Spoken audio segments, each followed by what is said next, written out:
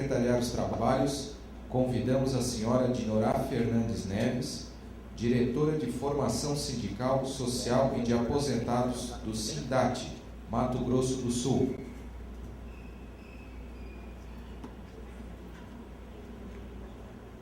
Convidamos para compor a mesa o senhor Adailton Silva Lima, presidente do Sindafisco, Rondônia.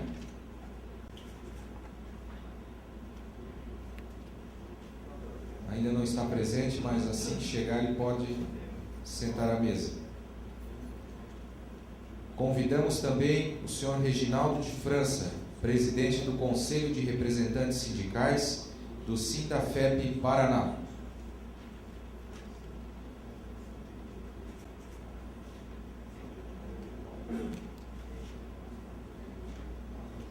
A primeira apresentação desta manhã tem como tema o fato gerador presumido na substituição tributária.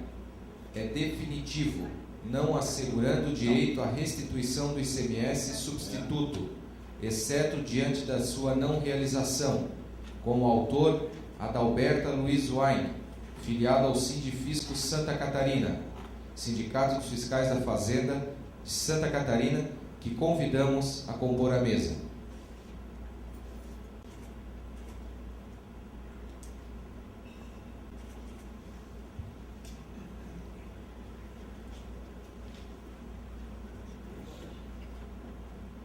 Adalberto é auditor fiscal da Fazenda Estadual de Santa Catarina desde 1980. Atualmente é coordenador do GESALTO, Grupo de Especialistas Fiscais no setor automotivo da Secretaria de Estado da Fazenda. Graduado em Administração na ESAG, Escola Superior de Administração e Gerência, Florianópolis, e graduado em Direito junto à Faculdade de Ciências Sociais de Florianópolis. Possui pós-graduação em Administração na FEPESE, UFSC, Universidade Federal de Santa Catarina, fez estágio prático de Auditoria Fiscal e Modernas Técnicas de Fiscalização de Empresas, realizado na Alemanha, e curso de Administração Pública, Sistemas de Informação Governamental, junto à Agência Central de Governo, em Tóquio, no Japão. Foi presidente do Sindifisco, Sindicato dos Fiscais da Fazenda do Estado de Santa Catarina, por 3 anos. Na Fazenda Estadual Catarinense, exerceu os cargos de diretor de cadastro tributário, gerente regional da Fazenda, gerente de informática, diretor de planejamento e diretor de tributação e fiscalização. No plano nacional, atua desde 2008 na coordenação de grupos técnicos da Secretaria Executiva do CONFAS, Conselho Nacional de Política Fazendária, relativo a veículos automotores, produtos náuticos e autopeças.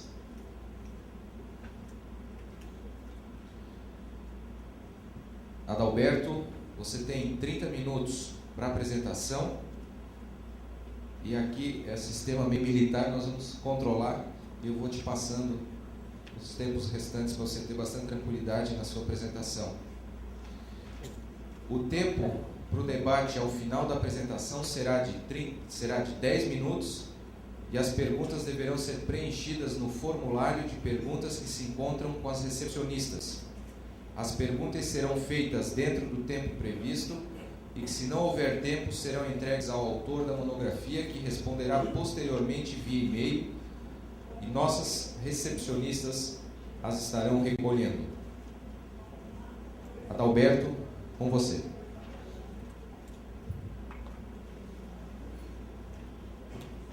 Bom dia a todos. É uma alegria muito grande estar aqui no 16º CONAFISCO, e agradeço a cada um de vocês por nos distinguirem aqui nesta manhã com as suas honrosas presenças.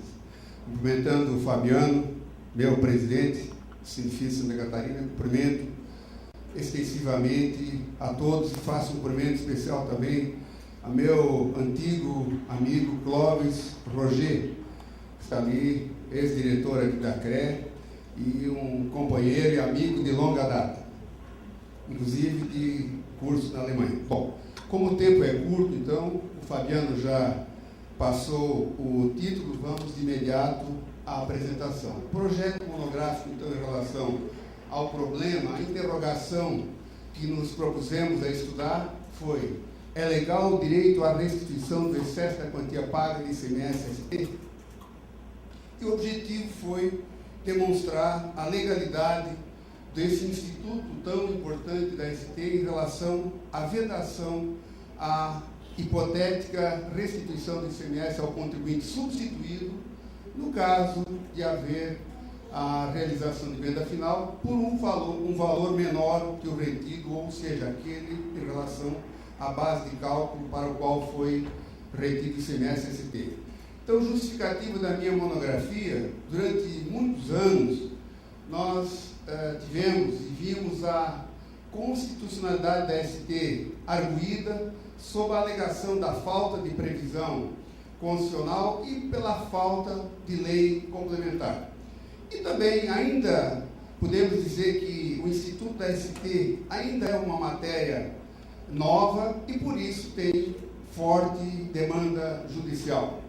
E por isso nós escolhemos esse tema, porque entendemos que ele tem uma importância de extrema relevância nacional, tanto para o fisco e para o empresariado e para o equilíbrio das finanças dos estados, como vamos ver na apresentação. E também, como não poderia deixar de ser, aliado à nossa experiência pessoal e profissional como auditor fiscal, onde nós tivemos a oportunidade de realizar vários trabalhos na administração tributária, dentre os quais eu destaco a implantação lá na década de 80, a implantação do primeiro cadastro de contribuintes substitutos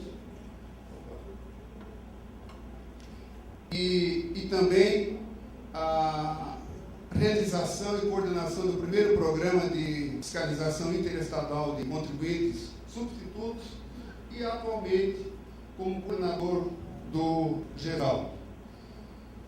A estrutura da monografia, então, no primeiro capítulo, para conhecimento de vocês, nós estudamos o ICMS, Sistema Tributário Nacional. No segundo capítulo, o ICMS em relação à modalidade da ST. E no terceiro capítulo, a aprovação da hipótese, cujo estudo foi baseado em doutrina. Nós estudamos 56 fontes bibliográficas e, além das fontes bibliográficas, jurisprudências relacionadas à chamada definitividade do fato gerador presumido, em relação à vedação ao excesso da quantia paga e ainda de extrema e crucial importância a questão do fundamento buscado no efeito vinculante de todas as decisões proferidas em ADIM, proferidas pelo Supremo Tribunal Federal e as respectivas conclusões. Eu sei que vocês, em termos de conceitos, vocês sabem, isso é muito melhor que a gente, mas apenas repassando rapidamente os conceitos principais relacionados a esse tema, que é o imposto recolhido na fonte de forma antecipada, o instituto baseado na Constituição, estabelecido em lei, muito importante, e mais importante ainda, pactuado por meio de convênio ou protocolo celebrado entre as unidades federais. A substituição tributária, conhecida pela sigla de ST, nada mais é do que a antecipação, ou seja, a cobrança do imposto, de forma que, uma vez cobrado numa etapa anterior, não haverá cobrança adicional em relação às etapas subsequentes. E o contribuinte substituto é aquele obrigado, definido por lei, a retenção do ICMS relativo às operações subsequentes e vai até o consumidor final. Em regra, é o importador, o industrial ou atacadista, mas também, conforme reza, inclusive, o convênio 81/93, que é a regra matriz da substituição tributária, qualquer contribuinte que realizar operações sujeitas a ST, em especial operações interestaduais. Contribuinte substituído é aquele cuja obrigação de recolher o imposto foi transferido a terceiro, o substituto. E aqui dois conceitos bastante importantes, muitas vezes confundidos na prática: o ressarcimento e a restituição.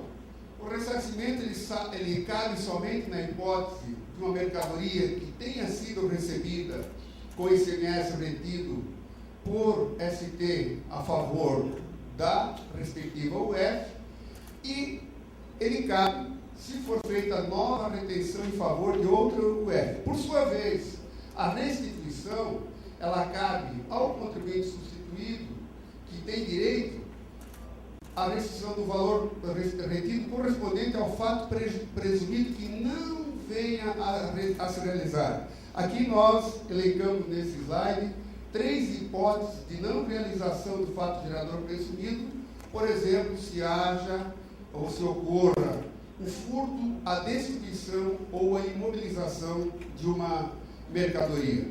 E o fato gerador presumido, o que ele significa? Significa a circulação da mercadoria sujeita a ST, de forma que, se houve revenda, ocorreu o fato gerador presumido.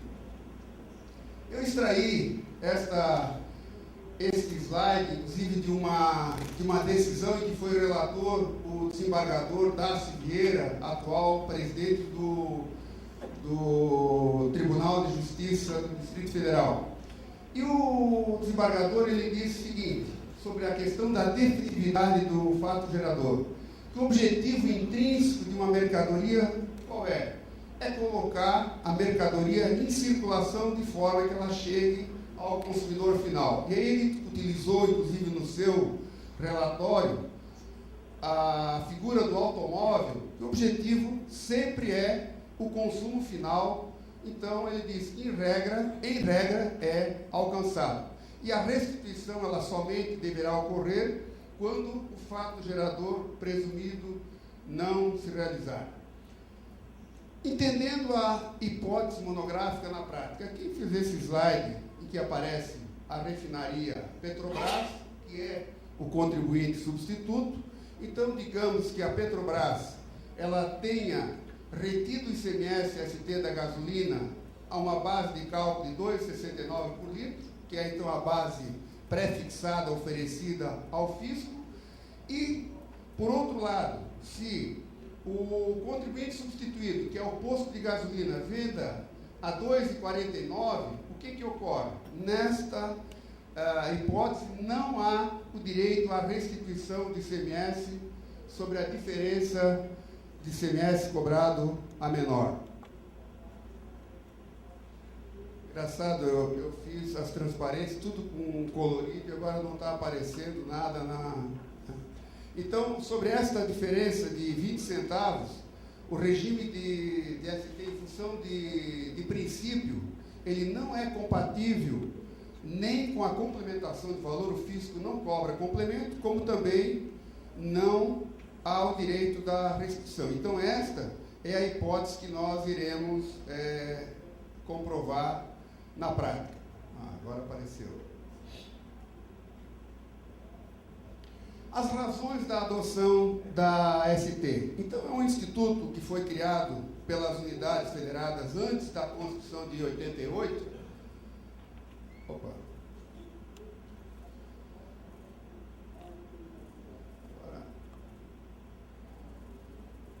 E se constitui em técnica de arrecadar.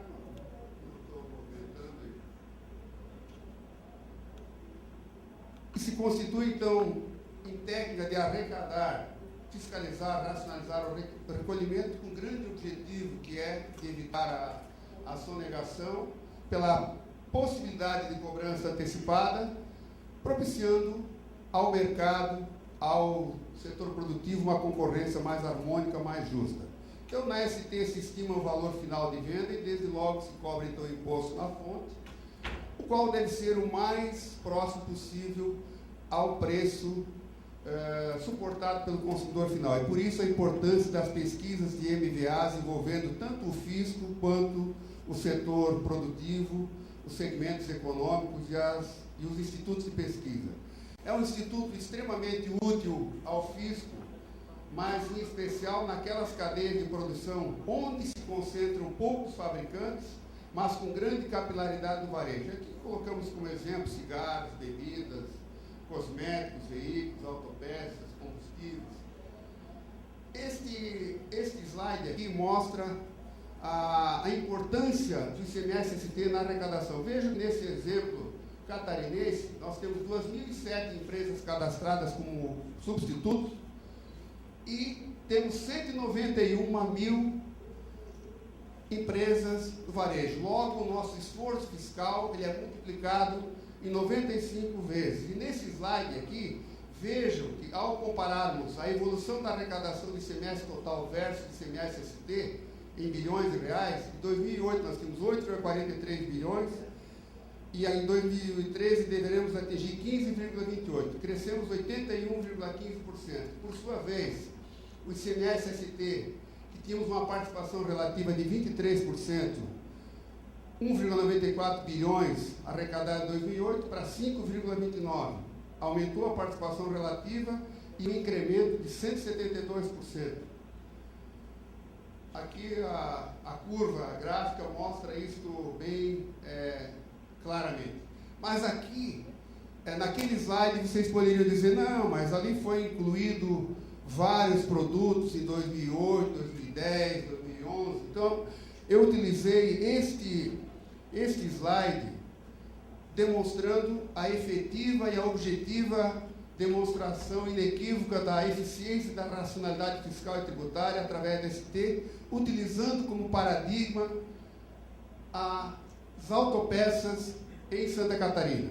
Então, para que não haja nenhuma influência em termos de não pegar somente quando foi implementada a ST, busquei a arrecadação desde 2005, pegando uma base 100, ICMS total versus ICMS autopeças. Veja que nós arrecadávamos 6 bilhões em 2005 e arrecadávamos 61 milhões de autopeças.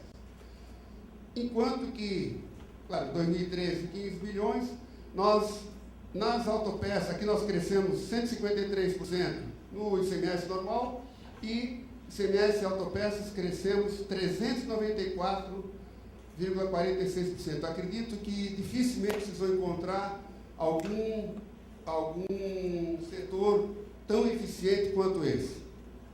Então, multiplicamos por 5 neste período. Vejam aqui o que aconteceu. Nos primeiros 3 anos, em 2005, 2006, 2007, tanto o ICMS normal quanto o ICMS-ST caminhavam para e passo, sem nenhuma alteração. Em abril de 2008, nós implantamos o ST, que é convênio 4108. Eu tenho orgulho de dizer que, em dezembro de 2006, nós fomos responsáveis pela proposição da elaboração do projeto para colocar o ICMS-ST nas autopeças. Conseguimos implantar em 2008. Eu participei de todas as reuniões com o setor produtivo em nível nacional para fechar, lá em São Paulo, em Minas e pelo Brasil afora, fechamos acordos, fizemos pesquisa com os estados, com a FIP, com a Fungevar, e vejo que em 2008, quando nós implantamos, veja que a arrecadação descolou. Aqui nós crescemos 68,45% já no primeiro ano com a implementação da substituição tributária. E, claro, ela só cresceu. Então, eu mostro como realmente um paradigma mostrando a eficiência e racionalidade fiscal e tributária, né? Bom, nós temos que correr porque o tempo é curto. As razões da polêmica doutrinária e jurisprudencial da ST. Então, como nós colocamos no início, e por isso nós escolhemos o tema, antes da Constituição de 88, não havia fundamento na nossa lei maior, na nossa lei magna. Toda a fundamentação legal, ela provinha do CTN, no seu artigo 128, que lá estava prevista a atribuição de responsabilidade a uma terceira pessoa vinculada ao fato gerador. E a primeira previsão na Carta Magna, no artigo 155, inciso 12, deslocando e atribuindo a competência estadual do ICMS-ST, e também no artigo 34, e no parágrafo 8º, do ato das disposições constitucionais transitórias. Lá no parágrafo 8º, no ADCT, se no prazo de 60 dias, não for editada a lei complementar, necessária a instituição do imposto que trata o artigo 155.12, os estados do DF, mediante convênio, então fixarão as normas para regular provisoriamente a matéria. Então, vejo que esta lacuna de lei complementar, ela aconteceu durante 8 anos. E aí, o que nós fizemos? O Gervásio, na época, inclusive, participou. Nós tivemos o convênio 6688, que assumiu o status e a força de lei complementar, e ele vigorou de 88 a 96. E somente em 93, através da emenda constitucional 393, é que foi inserido na Constituição,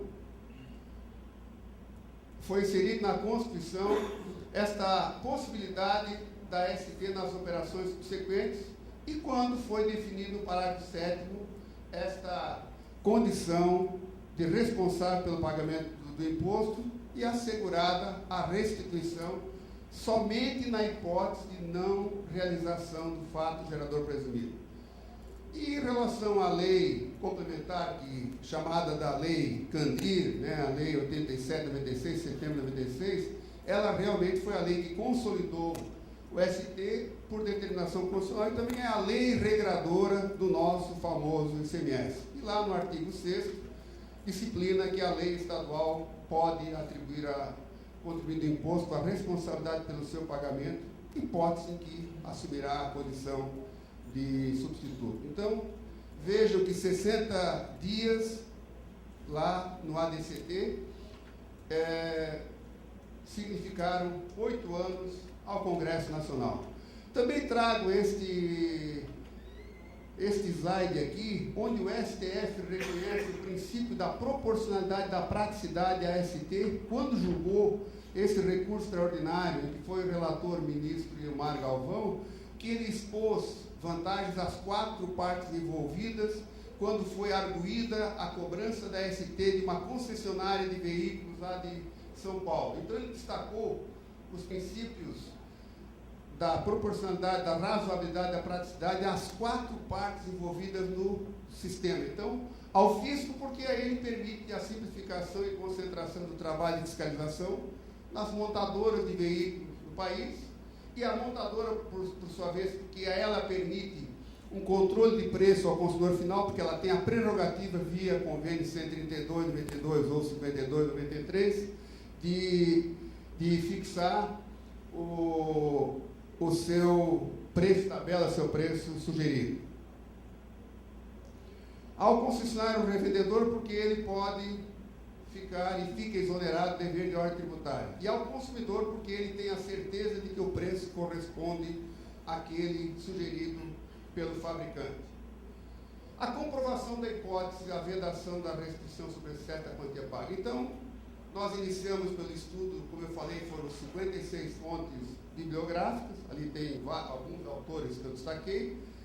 Em segundo lugar, nos fundamentamos na cláusula segunda do convênio 1397, que lá está disciplinado e lá reza que não caberá restituição ou cobrança complementar do ICMS sob a modalidade da ST, ser realizada tanto em relação ao valor inferior ou superior ao estabelecido no artigo 8º da lei complementar. E aí, claro, como é pacto federativo, isso tem um valor maior.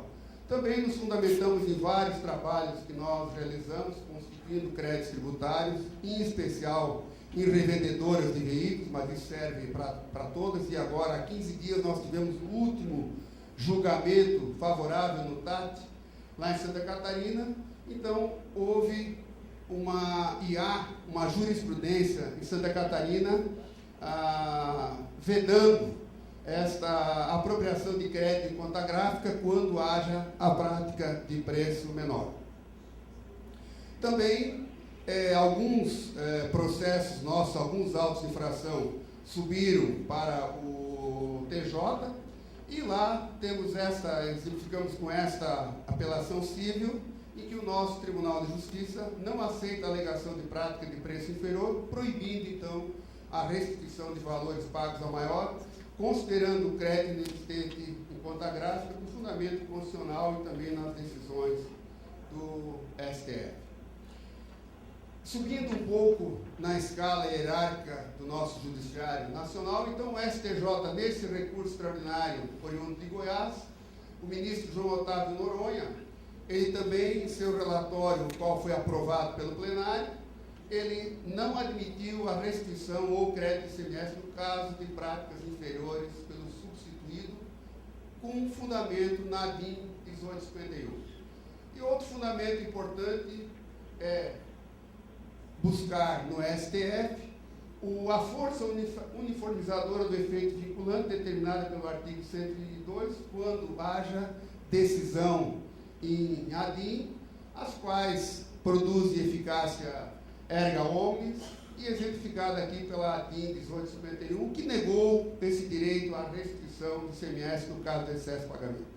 Utilizo também este recurso extraordinário que foi a relatora, a ministra Ellen Grace, ex-presidente do STF, que determinou a reforma do julgamento de um ACO, oriundo de Goiás, que havia permitido originalmente a apropriação de créditos, e ela reformulou aquela decisão, tendo como fundamento a DIN 1851, balizadora das decisões judiciais. Então, diante disso, para comprovação da hipótese, nós entendemos que, com base nestes julgados, em especial neste relato aprovado, o relato do ministro João Otávio Noronha, ele afasta de vez quaisquer alegações do substituído, pleiteando a possibilidade de restituição ou compensação de crédito ICMS, na hipótese de promover saída para o valor inferior à base de cálculo. E da emenda da DIN 1851, com base no seu efeito vinculante, dela nós extraímos 6 fundamentos essenciais da comprovação da hipótese. Primeiro, o reconhecimento da legalidade da cláusula segunda do convênio ICMS 397.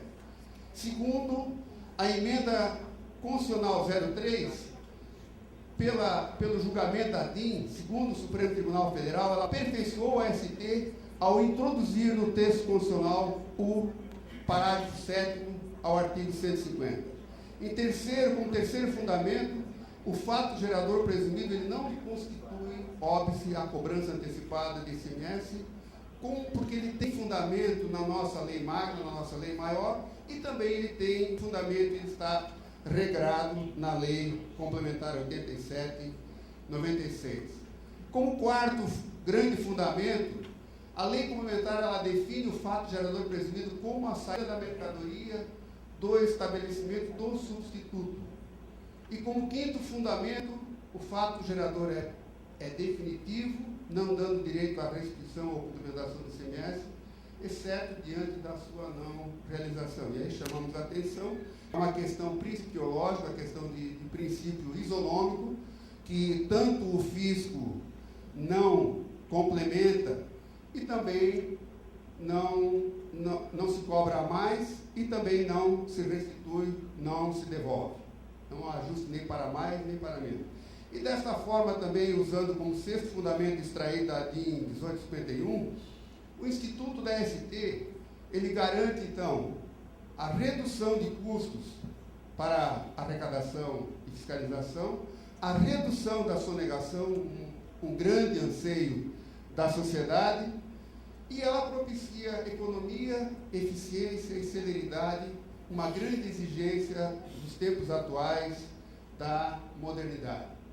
E como conclusão e considerações finais, então, considerando que o fundamento maior ao excesso da quantia paga e a vedação à restrição do ICMS, uma vez tendo emanado, proveniente da nossa Carta Magna, nossa lei maior, no parágrafo 7º, logo ela universaliza o dever de cumprimento a todos os operadores do direito.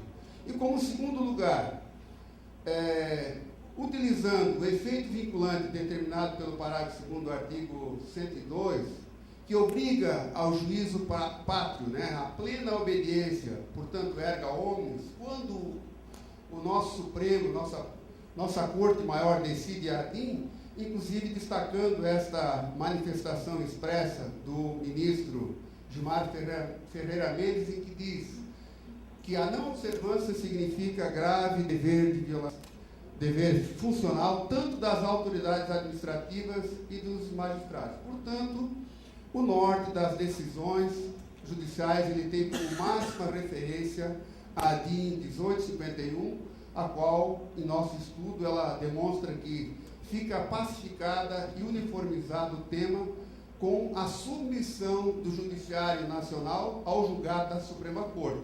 Decisão do STF não se discute, decisão do STF se cumpre. E assim, como quinta conclusão, não há que se admitir o direito à restituição ao substituído no caso de ocorrer venda de mercadoria sujeita a ST, sob a alegação de uma prática de preço inferior pelo contribuinte substituído, de forma que a legalidade da hipótese que nós nos propusemos estudar, ela restou plena e devidamente comprovada.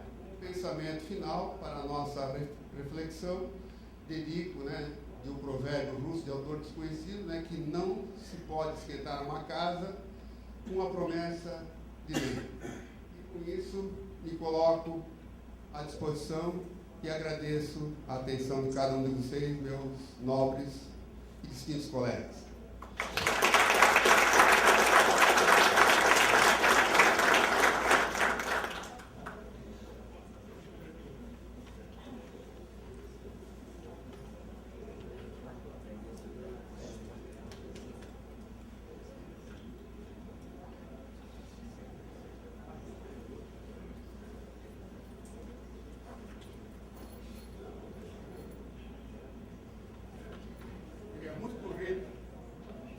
Bom, só temos a agradecer a Adalberto pelo seu trabalho, pelo seu excelente trabalho, a sua excelente pesquisa realizada nesse tema, que é um tema complicado, polêmico, mas que é muito importante para os estados, para as suas arrecadações.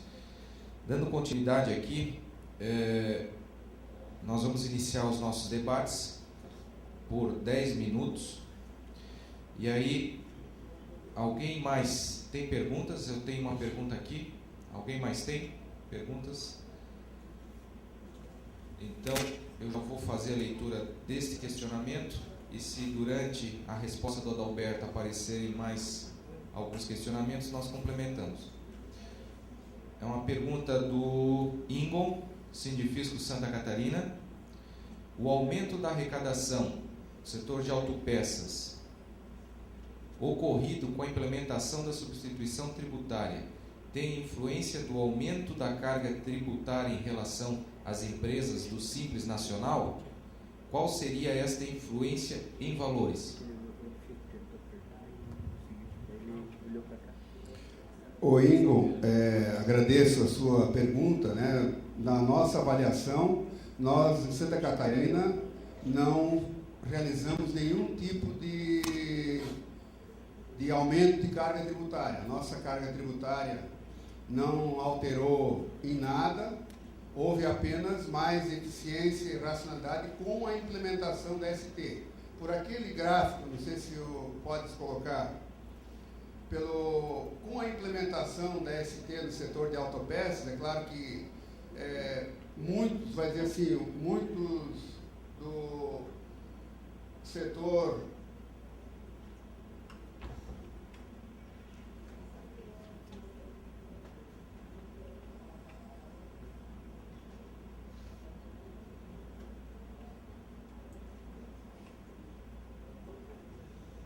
mostrando aqui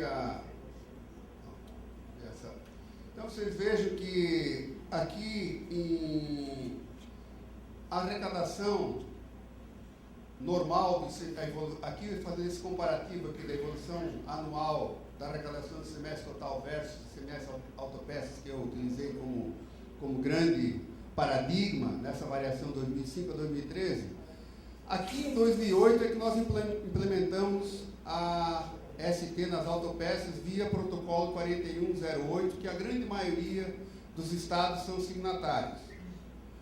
E depois nós assinamos mais tarde, até o Paraná foi pioneiro, o Paraná assinou 97 de 2010, em que nós colocamos um chamado item 101, demais peças, partes e componentes destinadas ao setor automotivo, em 2010. E aí nos deu mais um incremento na arrecadação. Mas, então, 2005 a 2007, vejam que a arrecadação, base 100 em 2005, 2007, 119. Autopeças, uma pequena, vamos dizer assim, um desvio mínimo, até um pouquinho menor. Agora, vejam o que aconteceu em 2008. Aqui o grande diferencial. Enquanto o ICMS normal variou 40%, aqui nós variamos para 101%, com 68,45% somente no ano 2008. Depois continuamos sempre crescendo mais do que o ICMS normal. Então, claro, aqui o gráfico mostra assim de forma bem clara aqui o descolamento, né, da curva da arrecadação quando nós colocamos. Então, nós não implementamos, não alteramos em nada a carga tributária do ICMS-ST das autopeças lá em Santa Catarina em relação às micro e pequenas empresas. Claro, elas passaram, na verdade, a recolher mais pela eficiência tributária, mas não houve alteração nenhuma, né? Então, é claro que a gente diz, não, mas o microempresário, ele acaba pagando duas vezes, né? Porque, claro, ele paga no ICMS-ST, claro que desconta, mas pela eficiência, claro que ele acabou pagando mais, porque de onde veio esse dinheiro todo? Claro que, no final, vem do varejo, vem de nós, consumidores, né, que suportamos. E a gente está sempre acompanhando, nós temos, assim, é um setor que nós temos, assim, casualmente até eu coordeno isso em nível nacional e tenho participado, assim, de todas as reuniões, em especial com a Associação Nacional dos Distribuidores de Autopeças, 5 Peças São Paulo, 5 Peças Brasil, os atacadistas, a Anfave, a FenaBrave. Então, participamos das reuniões com eles para definir todos os parâmetros para a pesquisa, tanto da FIP, nós usamos como parâmetro São Paulo, né, FIP São Paulo, e a FUNGEVAR para o setor independente. Inclusive, nós tivemos um problema lá em Santa Catarina, o pessoal reclamou que as nossas margens estariam muito grandes, o pessoal, inclusive, das micro e pequenas empresas. Aí nós fizemos uma pesquisa interna e demonstramos que, se nós fôssemos aplicar as pesquisas reais de Santa Catarina, nós teríamos que aumentar de maneira bastante significativa as MVAs. Por quê? Porque nós utilizamos como fundamento a base do mercado paulista, onde o mercado paulista é mais competitivo e, por isso, ele tende a ter MVA bastante inferiores. Isso foi o que nós constatamos em Santa Catarina. Também a gente já viu em outros estados que também essa é a tendência.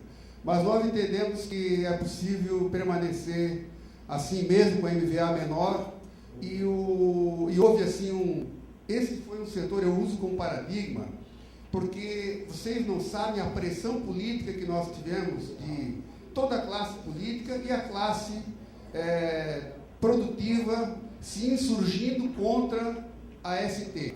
O setor atacadista foi mais mobilizado politicamente, foram no governador, senador, deputado, secretário, foram na imprensa, e nós, era para nós termos implantado em fevereiro de 2008, e daí nós postergamos em abril. E aí em abril chegou, bom, ou nós implantamos em abril, ou depois nós não vamos ter sustentabilidade política para manter. Então nós implantamos em abril, foi um momento difícil, e assim, muitas reuniões que a gente teve, aqueles mesmos contribuintes, eu participei de reunião no gabinete do secretário, que 5, 6 meses depois, publicamente disseram, nós queremos agradecer a implantação da sucessão tributária, porque nós hoje criamos mais emprego em Santa Catarina, e porque houve o quê?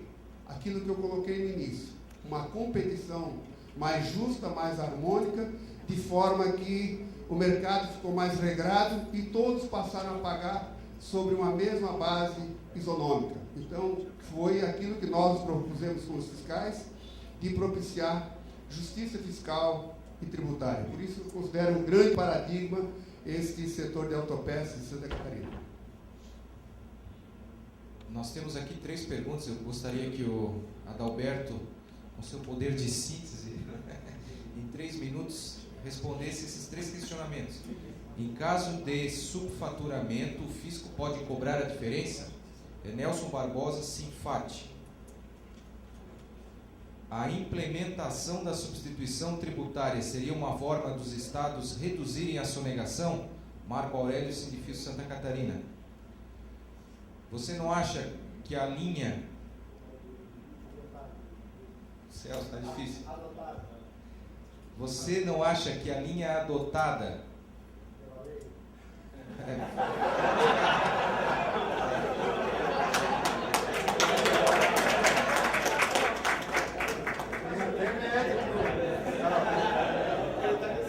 Está bastante claro o que eu escrevi, pelo menos para mim. A pergunta que eu faço, Adalberto, você não acha que a linha adotada pela lei, ela levou em conta mais a praticidade do que o ideal de justiça fiscal, que seria a base de cálculo real da operação? Bom, até começando com a pergunta, hoje, nós, inclusive, muitas vezes nós questionamos, e às vezes nós até ameaçamos tirar o produto da ST, mas, claro, aqui, e fazendo um gancho com a pergunta do Nelson Barbosa, né, caso de subfaturamento. Por que lá, inclusive, com apoio político de São Paulo, na época do governo Mário Covas, nós implantamos a ST de automóveis? Porque o subfaturamento era... Acho que não havia um veículo vendido que não fosse subfaturado, né? Então, hoje nós temos a nota fiscal eletrônica que nos permite par e passo. Então, é claro que seria mais realístico, viu, Pazinato, tributar, e até teríamos condições, mas aí com relação à racionalidade e eficiência fiscal, né? E com relação ao caso de subfaturamento, se o fisco pode cobrar a diferença, bom, sempre que haja simulação, sonegação, claro que nós podemos cobrar diferença, que é sonegação, aquilo que não foi oferecido à tributação, a lei nos permite. E em relação à pergunta do Marco Aurélio, com relação com certeza, né, a implementação da ST, este exemplo aqui não tem um exemplo mais feliz de demonstrar objetivamente como nós conseguimos reduzir a sonegação, porque nós acompanhamos, né, isso casualmente está sob a minha coordenação, mas acompanho diariamente, e se tem um crédito, alguém que utilizou algum crédito suspeito, nós de imediato tomamos medidas, né, e esse é o grande diferencial que nós temos com os grupos especialistas, né, eu tenho 11 fiscais que trabalham comigo, e nós acompanhamos diariamente qualquer desvio e tomamos medidas de imediato. Né? Obrigado.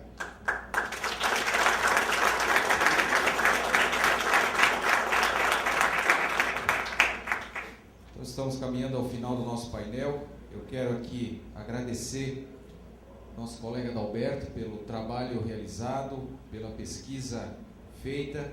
Com certeza, Adalberto é um dos auditores fiscais lá de Santa Catarina, é um dos nossos melhores quadros e que aqui mais uma vez mostrou o seu interesse pela pesquisa, pelo aprofundamento e pela prestação de um serviço público à sociedade ainda melhor, com uma possibilidade de recursos maiores para que o governo então faça a gestão dos mesmos no atingimento da função social do Estado.